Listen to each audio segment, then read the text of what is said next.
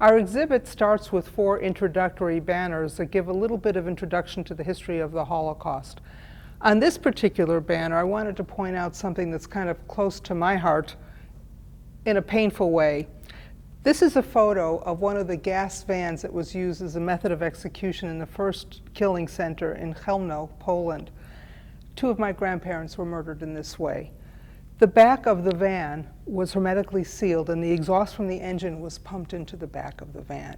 And this truck drove around until everybody inside was dead. The Nazis considered this not to be cost effective. You could not kill a lot of people at one time, and the gasoline became very expensive. So this method of execution was transferred to this method of execution. This is a gas chamber in Auschwitz-Birkenau. Hi, I wanted to introduce my co-creator of this exhibit, Heidi Strauss. Together, we came up with something rather unusual. What was it about this project that caught your interest? Well, you know, we don't have a Holocaust museum here in Las Vegas. And I'm born and raised here, my children were raised here, and I have never enjoyed a museum in my own city. So when I go to other cities, I get to go, and that's the first thing I do is visit their museum. So rather than wait around for that day to come, when we had our summit, when we had our meeting, you came up with a great idea.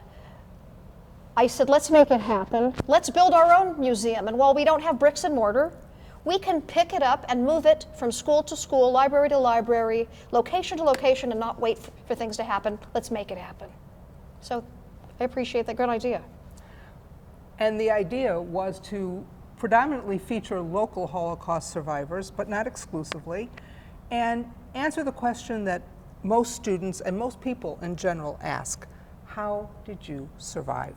Oh, yeah. Because so many millions of people died, but what was it about these individuals? How did they get through? And you go to museums in other cities, and you often see those that perished. You see their stories. It's kind of fresh to talk about how you made it. Why don't you tell us a little bit about where people can see these banners? Well, we have many engagements, or we have a full dance card. We have many schools, many conferences already. The open to the public events will be published at jewishnevada.org. Go to the Holocaust education page and visit, and we'll be constantly updating where you can come and see them. We invite all of you to come see some of these featured survivors, our Anthem residents. They're your neighbors. In fact, we have one of your neighbors here right now who's going to tell you a little bit about his banner. One of the Anthem residents featured in their banner exhibit is our own Jack Mayer. Jack, can you tell me what you want people to see and learn from your banner? Well, my banner, one of many, tells a little bit about my story of how I came to the United States. And that was, we were able to come before Kristallnacht. So we were among the very, very lucky survivors who missed most of the real bad stuff. My mother, brother, and I came in 1938, and we followed my dad, who came a year earlier, and he was sponsored by a couple of my uncles who came before World War I, came in the 1890s when there was a depression in Europe, in Germany. And their father, my great-grandfather, sent 2 of his sons to the New World.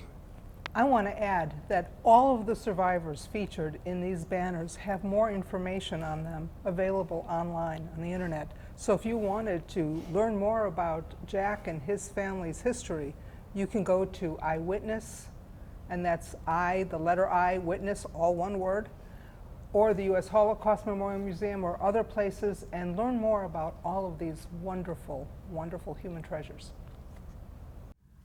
With me now is Susan Dubin, another Anthem resident who runs the Holocaust Resource Center here in Henderson at Midbar Kodesh. You can tell us the full name and what exactly you do.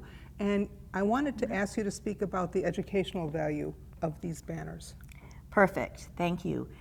I actually ended up here at the Sperling Kronberg Mack Holocaust Resource Center because of Esther. When I first moved here a number of years ago, She mentioned to me that they were looking for somebody to help out and organize their library here.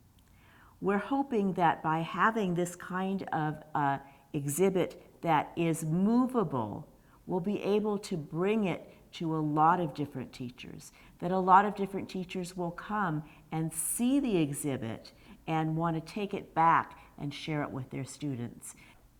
Thank you. This is Esther Finder for Sun City Anthem TV. Thank you.